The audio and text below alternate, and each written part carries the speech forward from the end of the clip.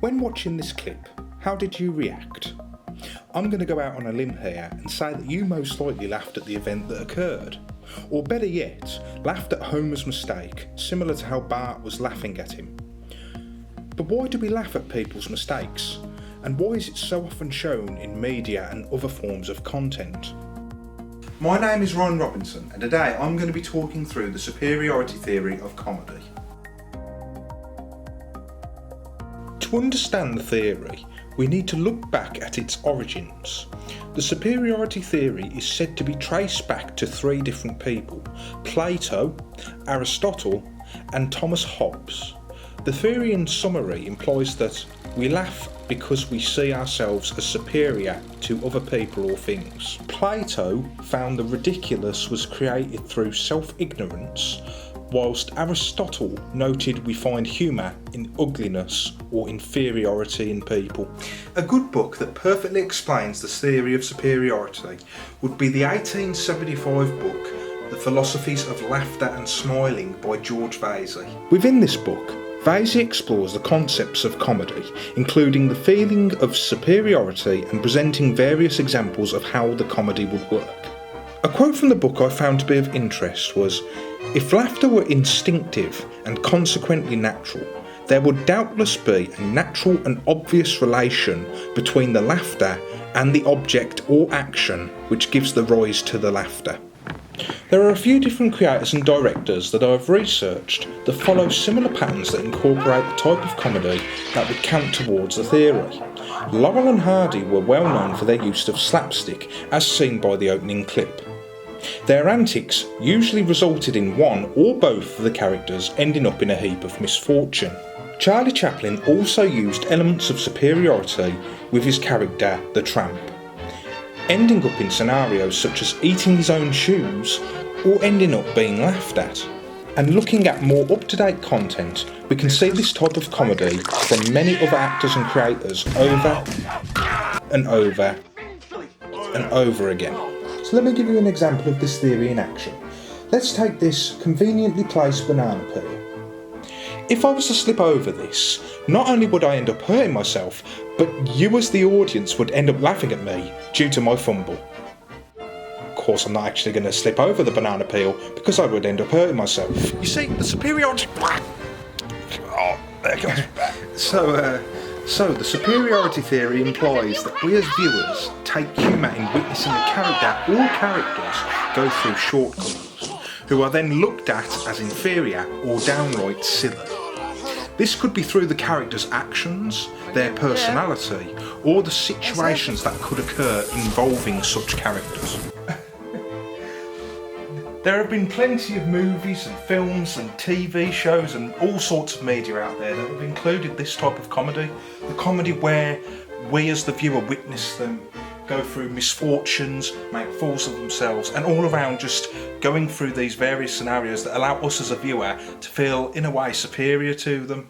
Johnny Knoxville's series Jackass, for one, is a perfect example of this type of comedy. We witness all these people on the screen going through all these torturous and almost painful scenarios where they end up hurting themselves. They do it for us as the viewers, they do it so that we laugh, but at the same time we're laughing at them, not with. In my research, I was fortunate to have an interview with Andrew Walkington of the company True Films. Throughout the interview, Andrew made reference to Commedia dell'arte, a form of theatre performance between the 16th and 18th century that originated from Italy, where he refers to how superiority humour was incorporated in work back then. Characters such as Zani, who were presented as servants, clowns and jesters, were often the subject of ridicule in performances. Harlequin was, I guess, a sort of a Western equivalent of, I don't know, not a god, so it's not Loki, but that idea of being the trickster, of cheeky, getting away with things just because of their sort of their sort of light and fun. The silly kind of acting, always playing around, as you say, acting a bit foolish. And you could see that. You can see that kind of comedy right through to your sort of your modern day Adam Sandler's and Jim Carrey. Jim Carrey's classic Harlequin, you know, is the same sort of route. And then in my research of various literature, I found a few books that explored this theory further, on how it appears in content and the ways that it has been used in the past up until now. One book in particular that I found interesting was the book Chuck Amok by Chuck Jones. Within this piece, Chuck talks about his work on Looney Tunes as an animator and the humour that was included in the show. He talks about the various characters of the Looney Tunes world, how Bugs is presented as the smug, clever and superior character, whilst characters such as Daffy Duck, Yosemite Sam, Elmer Fudd, Wile E. Coyote and many more would often be the subject to events that would harm them, usually when trying to one-up Bugs. One quote in the book that I found of interest states that these characters are all mistake-prone, low men on a short and poorly carved totem pole. This makes the audience laugh at these characters, for we laugh at the misfortunes they suffer.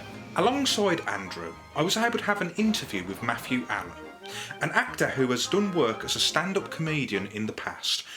I felt that this would be the perfect opportunity to see how he worked in this business and the way he used elements of the superiority theory in his jokes. Have you done any kind of, in your stand-up, any kind of jokes that have relied on self-deprecation humour or laughing at the audience, or possibly a scenario that involves someone's misery? Well, actually, yes. My whole stand-up routine basically is self-deprecation. One of the things, when I first got into stand-up comedy, I had to learn to play to what I feel are my strengths as a person. And I have never seen myself as like somebody who can easily target other people. So I'm not very good at like because I was bullied when I was a kid, so I'm not a fan of picking on people. So the best way I thought to get the audience on my side was to make them laugh at me. Like, you know what I mean? It's like you want to get them laughing with you, but the best way to get audience laughing with you is to get them laughing at you. So a lot of people out there are saying that this kind of comedy is dying out. Would you agree? I don't think it's dying out at all. I think that's absolute nonsense. You can't kill off 2,500 years of comedy. You know, it's evolved and grown over that time. I'd like to see a new generation of comedians, because I do fear that the younger generations now are going to be too scared to be able to pick up a microphone and say what they think. So, to conclude,